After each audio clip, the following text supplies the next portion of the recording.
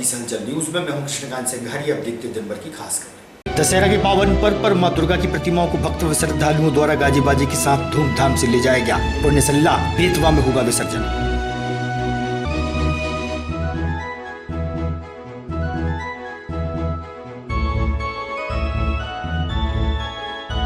शराब के लिए पैसे की मांग कर रहे दो युवकों ने पैसे न देने पर एक युवक पर किया चाकू से हमला। घायल का चल रहा है जिला अस्पताल में इलाज।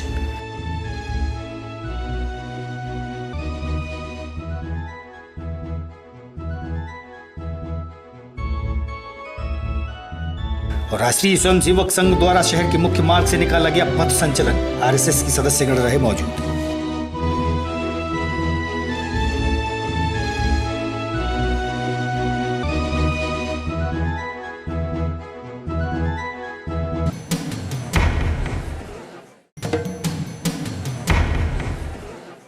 अब खबर विस्तार से। बंटी नगर क्षेत्र में मंगलवार की शाम को 5 बजे के लगभग दो युवकों द्वारा शराब के लिए पैसे न देने पर एक युवक पर चाकू से हमला कर घायल कर दिया गया, जिसका इलाज जिला अस्पताल में चल रहा है। दोनों आरोपियों को पुलिस ने गिरफ्तार कर लिया है और कानूनी कार्रवाई की गई। घायल युवक ने दी जानकारी।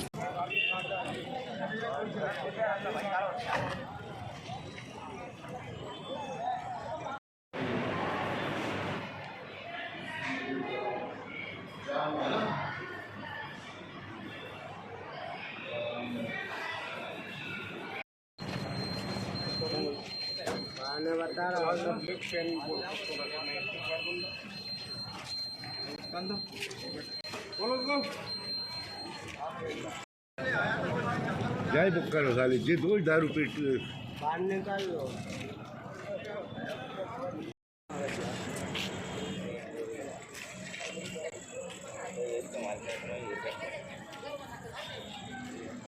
कहाँ रहते हो? बंटी में। क्या हुआ आपके साथ? सर जी वो डीजे की गाड़ी बांध रहे थे, वो दारू पीने पैसे मांगने लगे। कौन ने मांगे पैसे? सुनील राजपूत। जी कहाँ रहता है? सर बंटी नगर में। फिर क्या हुआ? सर नहीं दिए तो चाकू मार दिया। कितने पैसे मांग रहे थे? दारू पीने के लिए 500 तब कितने बजे घटना थी? ये 5 बजे। 500 रुपये मांग रहा था? हाँ सर। कौन कौन को चाकू लगे? सर मुझे और मेरे भाई को। सर भाई का नाम क्या है? हेमंत मंदिर। कितने बजे घटना ये? 5 बजे। समाज क्या है? कोरी। अच्छा, ये कहाँ रहते हैं आप? बंटी नगर। बंटी नगर कितनी नंबर गली में? बंटी नगर पीपल के पास माता मंदिर। क्या हुआ इनके साथ? कुछ नहीं, मैं ड्यूटी करके नहीं घर पहुंचा, ये अपनी गाड़ी बांध रहे थे। मैं झूला तैयार करा गांव जाने के लिए, और मैं झूला तैयार कर निकल ही रहा था, उनकी आवाज़ आई तो झूला रख के दौड़ा। जब तक उसको मैं तो नहीं पहचानता, चाकू मार दी। सुनील नाम का पड़ोसी। कौन कौन को चाकू मारे उन्होंने? चंद्र प्रकाश को, मेरे बड़े लड़के को, और हेमंत पंथी जी। कौन है? दोनों को मारे? दोनों। पूरा गाँव नहीं गया। क्या काटते हैं आप? मैं जिला पंचायत सीट बंगले पर खाना बना रहा हूँ। हेमंत। हेमंत क्या हुआ आपके साथ? उसने वो क्या बोलते हैं, एक लड़का है हमारे मोहल्ले में, तो नशे पत्ते में गाड़ी लेके घूम रहा था। हम लोग वहाँ पे काम कर रहे थे गाड़ी पे, तो भाई से पैसे वगैरह मांगने लगा, दारू मारू पैसे दे, तो उसने चाकू वगैरह निकाल लिया। तो हाँ, तो मेरे जान में चाकू लग गया। मध्य प्रदेश विद्युत विभाग पेंशनर एसोसिएशन के बैनर तले विदिशा पेंशनर्स एसोसिएशन द्वारा ज्ञापन सौंपा गया। उन्होंने बताया कि पेंशन न मिलने से उनके घर का बजट बिगड़ गया है। 1 महीने से पेंशन नहीं मिली है। प्रदेश के मुखिया से पेंशन की राशि की मांग की गई। पेंशनर्स एसोसिएशन के अध्यक्ष व उपाध्यक्ष ने बताया।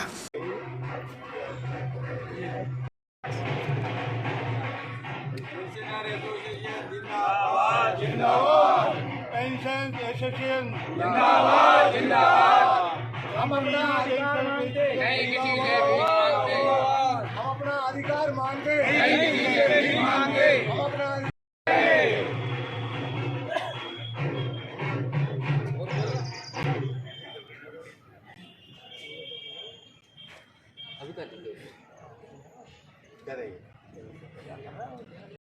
Pension association MP electricity board Vidisha का अध्यक्ष हूँ, और आज हम यहाँ पे ज्ञापन देने के लिए आए थे महाप्रबंधक महोदय को। और महाप्रबंधक महोदय बिजली घर के जो है भोपाल ऐसा बताया मीटिंग हुई है, इसलिए HR। आपकी मांग क्या है? हमारी मेन मांगे जो है इस महीने से हमारा पेंशन नहीं मिली है हमको, जो उसके लिए है। और ये पहली बार हो रहा है ऐसा, और ये आदत में ना जाए इसलिए हमको रखना पड़ा है। क्योंकि इसका बताया गया है कि फंड नहीं आया। फंड क्यों नहीं आया साहब? जब सबके लिए आपको फंड है तो हमारे लिए फंड क्यों नहीं है? इसमें मध्य प्रदेश में 40,000 एम्प्लॉइज पेंशनर्स प्रभावित हुए हैं, और 6% जो मुख्यमंत्री द्वारा राहत बढ़ाई गई है पेंशनर्स को, वो भी इनके द्वारा दी गई है। इसलिए हम उससे मांग करते हैं, आपसे, मुख्यमंत्री से मांग करी है कि हमको समय समय पर जब आपके आदेश हो, आप जब आदेश करते हैं तो उसमें कहते हैं कंपनी को, उपक्रम को, कोई भी उपक्रम हो वहाँ उनका दिया जाएगा, तो ये यहाँ पे आदेश क्यों नहीं होते, क्यों विलम्ब किया जाता है? कितने कर्मचारी होंगे विदिशा में 450 कर्मचारी है। 4 पेंशन एसोसिएशन देश में पहले से ही पेंशन कानून लागू है और पूरे देश में कर्मचारियों को लागू था। और पेंशन की 3 श्रेणियाँ थीं, जो एक ईपीएफ, सीपीएफ और जीपीएफ। और जीपीएफ में अनिवार्य रूप से पेंशन देने का नियम था। 2003 में केंद्र ने विद्युत अधिनियम 2003 लागू किया। उसके भी जो अंतरण की शर्तें थी उसमें भी था कि पेंशन सुनिश्चित की जाएगी। लेकिन इन्होंने 2003 के बाद जब उसके बाद कंपनी राज्य विद्युत मंडल बनाया, उसके बाद 3-5 कंपनी बनाई, और कंपनी तक भी सेवा शर्तें सही सुरक्षित रही, पेंशन मिलती रही आज तक। लेकिन ये इन्होंने फंड का बहाना बना के कि 392 करोड़ हमने रेस किए थे पेंशन के लिए, बिलों में लगाए थे, और उसके बदले में कुल अगले 35-40 करोड़ रुपए मिले हैं, इसलिए हम पेंशन नहीं बांट सकते। कुछ जगह पे ने बांट दिया है। ये हमको खंड खंड करके विभाजित करना चाहते हैं। इन्होंने पहले 5 कंपनियों में बांटा हमको, और 5 कंपनियों में अलग अलग डीए चल रहा है। उसके बाद इन्होंने ये पेंशन, किसी को पेंशन दे दी है, किसी खाते में पहुंच गई है, किसी को देने कह रहे हैं। ये हमको खंड खंड, हम लोग चाहते हैं कि हमारी पेंशन सुरक्षित हो, और जो पेंशन फंड बनाया गया है जिसमें आज की तारीख में 20,000 करोड़ रुपये जमा होना चाहिए था, मात्र 750 करोड़ रुपये जमा किया है। और सरकार इस पर नियामक आयोग के निर्देश है कि हर महीने जमा करो, हर महीने जमा नहीं कर रहे हैं। उमा भारती के 25 साल पहले उमा भारती ने फंड बना के 50 करोड़ जमा किए थे, आज मात्र 750 करोड़ जमा है। दशहरा पर्व पर पुलिस लाइन में शस्त्रागार में रखी शस्त्रों की पूजा अर्चना की गई। पुलिस विभाग के एसपी व एडिशनल एसपी सहित टीम की पुलिस अधिकारी लोग मौजूद रहे। वहीं बंदूक से फायर भी किया गया। एसपी मोनिका शुक्ला ने दी जानकारी।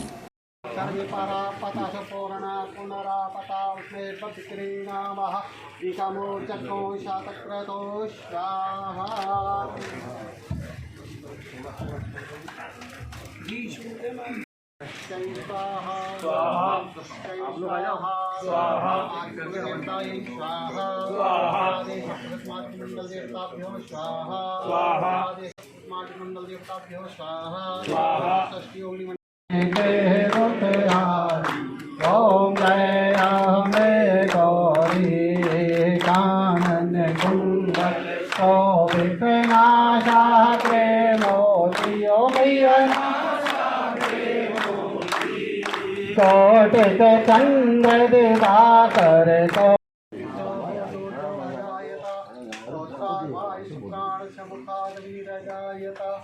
ओम जय अम्बे गौरी तुम्हें गौरी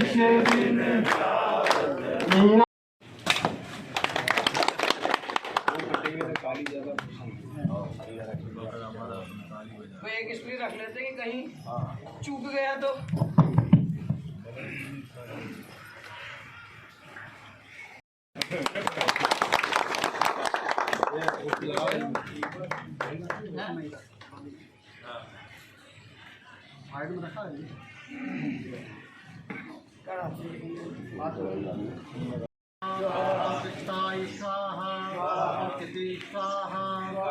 चेतनाय स्वाहा सत्यानंद स्वरूपणे स्वाहा अनंताय स्वाहा सर्वे पारा पता पूर्णा पुनरापता उसमें बद्क्रीणामः ईकामो चक्रो शातक्रतो स्वाहा।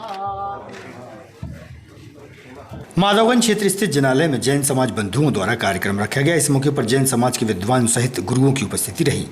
वहीं जैन संत द्वारा समाज के कल्याण हेतु विचार व्यक्त किए गए। समाज बंधु रहे मौजूद। संत भद्र स्वामी के समय में इतिहास लिखा गया था। आज के 3 को इस जिन शासन को नमोस्तु शासन को वृद्धिगत मजबूत करने के लिए हो, क्योंकि मैं तर्क भी दे सकता हूँ, ये नहीं कह रहा हूँ कि द्रविड़ संघ के नहीं थे, पर ये भी समझना संघों की बहुत सारी ऐसी व्यवस्था होती है जो संघों के अंतर्गत संघ, उपसंघ आदि आदि व्यवस्था होती है। अगर आपने प्रस्तावना भी ढंग से पढ़ी, आज इतना बड़ा प्रश्न और इतना बड़ा ऊहापोह उन भगवान कुंद स्वामी के उनके उस जैन पर और दिगंबर होने पर प्रश्न चिन्ह खड़ा हो रहा है। भले जैनाभास नहीं पर दिगंबराभास रूप तो स्वीकार किया, उंगली उठ गई, भले ही वह साबित हो, सिद्ध हो नहीं हो भिन्न विषय है, पर कहीं न कहीं आवश्यकता है। अगर एक करते हुए श्रेयांशी हमारे जैनागम से अगर सभी जैनाभास करके आप निकाल दोगे तो हमारा ये जैन दर्शन खोखला हो जाएगा। और शायद यही इसी के कारण आज जो दिगंबर आचार्य महान हमारे दिगंबर आचार्य जो कुंद भगवान पे प्रश्न चिन्ह खड़ा कर संगोष्ठी के विषय में यहाँ हमारे देश के प्रख्यात विद्वान उपस्थित हुए। आचार्य विशुद्ध सागर जी महाराज के परम प्रभावक शिष्य पूज्य मुनि श्री सुप्रभ सागर जी महाराज के सानिध्य में ये संगोष्ठी आयोजित हुई। विदिशा सकल दिगंबर जैन समाज समिति श्री शांतिनाथ जिनालय स्टेशन विदिशा में ये संगोष्ठी का आयोजन हुआ। देश से पधारे हुए सभी विद्वानों ने अपने आलेखों को प्रस्तुत किया और पूज्य श्री के समक्ष अपने आलेख प्रस्तुत करके उनका समाधान किया। ये बहुत बड़ी ऐतिहासिक हमारी उपलब्धि है समाज के लिए। मैं सभी अतिथियों का भी आभार प्रकट करता हूँ। धन्यवाद। जय जिनेन्द्र। जिनके सानिध्य में यह आयोजन हो रहा है वह परम पूज्य श्रमणाचार्य आचार्य श्री विशुद्ध सागर जी महाराज जो वर्तमान में रायपुर में विराजमान हैं, उनके परम प्रभावक शिष्य परम पूज्य मुनि श्री सुप्रभ सागर जी महाराज हैं। उनके साथ में परम पूज्य मुनि श्री प्रणत सागर जी महाराज और सौम्य सागर जी महाराज विराजमान हैं, जिनके सानिध्य में यह त्रिदिवसीय संगोष्ठी उन्हीं की प्रेरणा से उन्हीं की कृति पर हो रही है। क्या मैसेज क्या संदेश दिया है? इसमें जो संगोष्ठी त्रिदिवसीय हो रही है, इसमें पूरे देश में जो जैन विद्या के बहुत बड़े मनीषी विद्वान हैं, अनेक यूनिवर्सिटी में प्रोफेसर हैं, महाविद्यालय में प्रोफेसर हैं और बड़े जैन दर्शन अध्यात्म आदि के बहुत बड़े उद्भट मनीषी हैं, उनको पूरे भारतवर्ष से 25 विद्वानों को यहाँ छांट करके आमंत्रित किया गया है। और उनको जो परम पूज्य सुप्रभ सागर जी महाराज ने जो वादिराज मुनि हमारे यहाँ हुए हैं, उन्होंने जो एक ही भाव स्तोत्र भक्ति के ऊपर जो बहुत ही प्रभावक आध्यात्मिक स्तोत्र रचा है, जिससे भक्त के अनेक कष्टों का निवारण तुरंत ही हो जाता है उस स्तोत्र को पढ़ने से। ऐसे उस स्तोत्र पर परम पूज्य सुप्रभ सागर जी महाराज ने कृति का प्रणयन किया है। उस कृति का नाम है शुभ लाभ। उस शुभ लाभ कृति में महाराज जी ने क्या कहा है और वादिराज जी मुनिराज जी ने क्या कहा है, उसका विश्लेषण क्या है, विद्वानों के द्वारा उस पर आलोडन विलोडन और मंथन के माध्यम से लोगों को यह बताया जा रहा है कि शुभ क्या होता है और लाभ क्या होता है। महाराज श्री ने भी प्रवचन में भी कहा है कि हमारी जो प्रवृत्ति है वह केवल लाभ की प्रवृत्ति संसारी प्राणियों में देखने को आती है, लेकिन जो जैन दर्शन है वह जैन दर्शन करता है कि जो भी लाभ का काम करेंगे उसके पहले हम शुभ का ध्यान रखेंगे। शुभ यानी हम अपने इष्ट का यानी अपने भगवान का पहले स्मरण करेंगे। यदि उनका हम स्मरण करेंगे तो जो लाभ होगा वो बहुत अच्छा। दशहरा के पावन पर्व पर राष्ट्रीय स्वयंसेवक संघ द्वारा पुरानी कृषि उपज मंडी से पथ संचलन प्रारंभ करते हुए शहर के मुख्य मार्ग से निकाला गया। पथ संचलन में बड़ी संख्या में संघ के सदस्यगण शामिल रहे, वहीं पुलिस व्यवस्था भी मुस्तैद रही। CSP विकास पांडे ने दी जानकारी।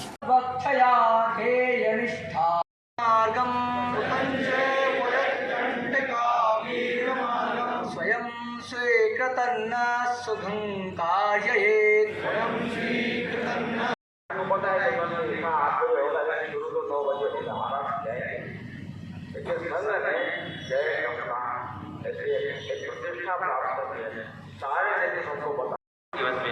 हम सब समय पालन से आग्रह करना बहुत आवश्यक है। जो भी हम काम करें, दफ्तर जाएंगे, ऑफिस जाएंगे, किसी को मिलने जाएंगे, जो समय दिया है एक सहज नॉर्म बनना चाहिए कि ये समय जो दिया है उस जन संहता कार्य शक्ति भायास्य धर्मस्य संरक्षणम्।